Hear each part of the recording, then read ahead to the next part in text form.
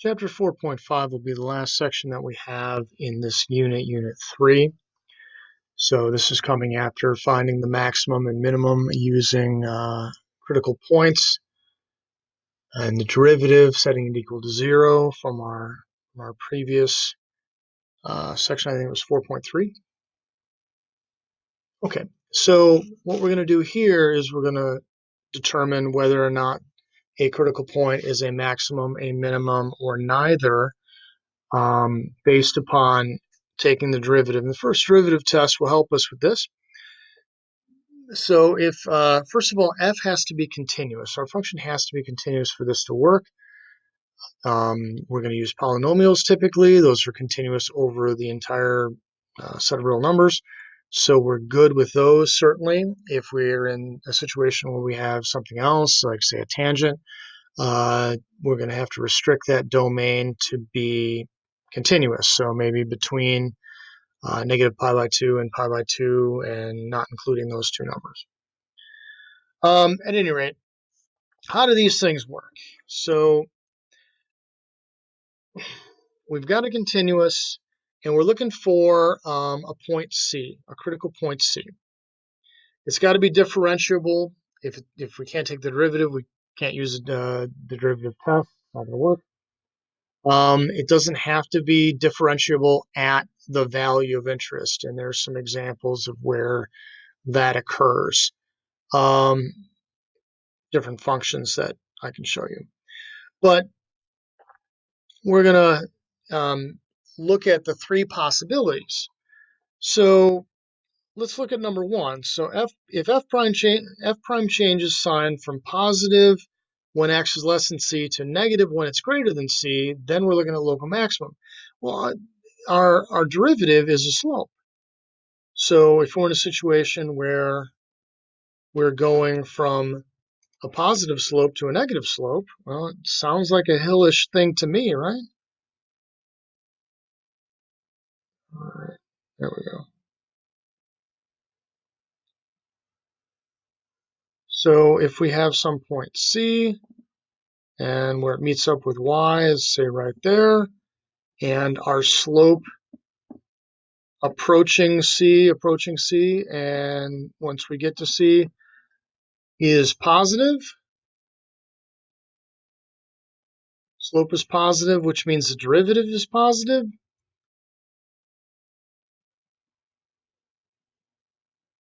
Slope and the derivative are positive there. And after C, it starts to go down. So over here we have the slope and the derivative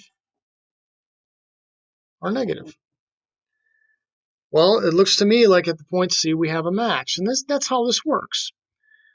Part two is the same thing, only if we're going negative as we approach C from the left, and then positive right after. So instead, if we're in a situation where our slope is negative, so we hit a point C, and then it becomes positive. That's when we have a minimum. Now, if we have the slope being the same both before and after our critical point, then we don't have a minimum or maximum. An example of that would be x cubed. So let's draw x cubed.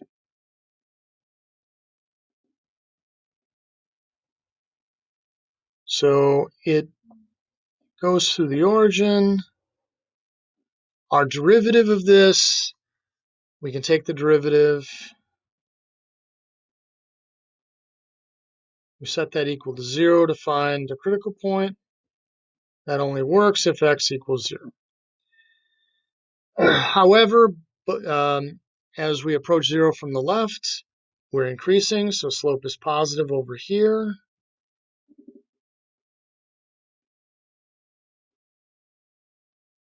And slope is positive after we've hit C, which is at 0, 0 there.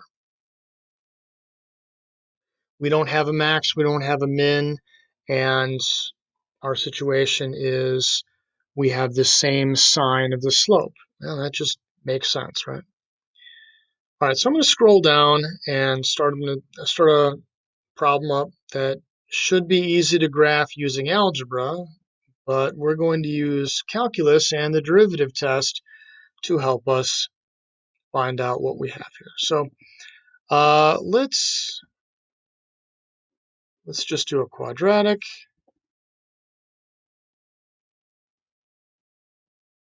And let's just use this test. So our derivative is 2x minus 4. We set that equal to 0. We get 2x equals 4 or x equals 2. So our value is going to be x equals 2. So what we do is we set up our value here. We only have 1, 2, and this is our derivative. What our y prime is going to be is going to go up there, right? So we only have 1. If we had multiple critical values, what we would do is take a point in between every pair of, well, every consecutive pair of critical values and determine the sign and see what happens, but before and after those critical values. All right, so let's evaluate.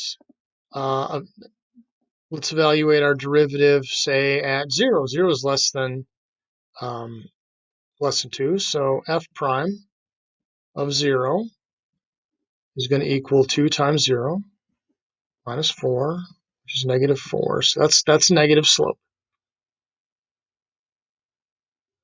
A number above 2, we'll just use 3.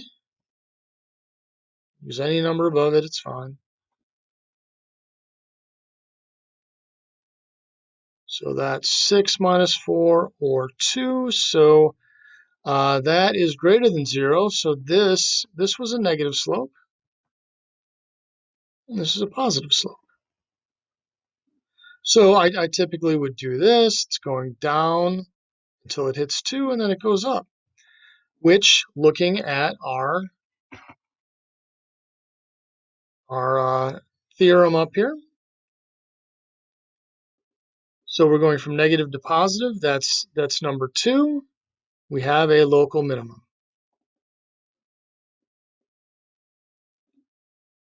So that helps us find a local minimum. Let's write that in.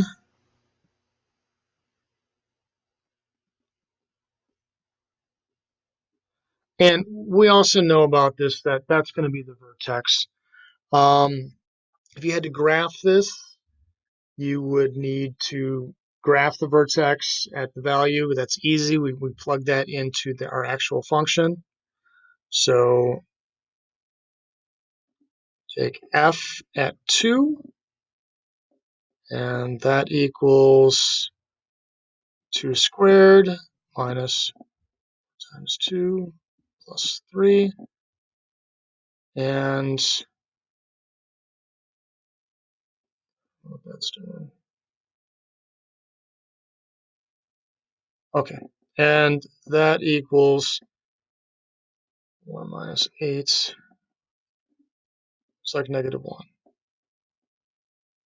So that point is going to be at vertex, or our minimum is going to be at 2 and negative 1. So other things that we need to note on a graph. Well, there's going to be a y-intercept. We need to find the y-intercept. Let's do that. It's a polynomial. It's going to have a y-intercept. All right, so we take our function, evaluate it at 0, and that's just going to equal 3. So the y-intercept is at 0, 3. Other things we could find x-intercepts. Since our vertex is below the horizontal axis, and we know it's a minimum and it's going up, it's going to break through. Now, it's a quadratic. At worst, you can take the quadratic equation to find the 2 intercept points. If this is something like a 4th power or something crazy and you're just finding it, if you can find it, you certainly should be able to find the y-intercept, but an x-intercept may be challenging. don't worry about doing that. But if you're in a situation where you've got a squared function and probably a cubic function, you should be able to find the intercepts without much of an issue. All right, but let's move down and let's try to graph this here. Let's find those remaining intercepts. So our x-intercepts.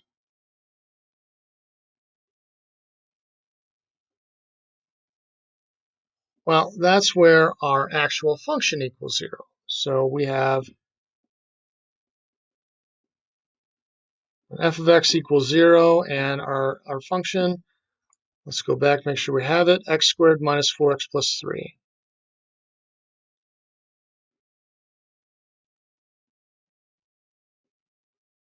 Well, this is easily factorable, so that's x minus 1 and x minus 3. So we have, this one is just x equals 1, and this one is x equals 3.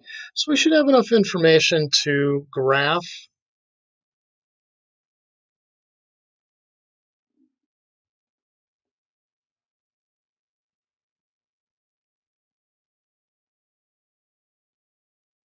All right, so our vertex is at positive 2, negative 1, so about here. Let's do this in green.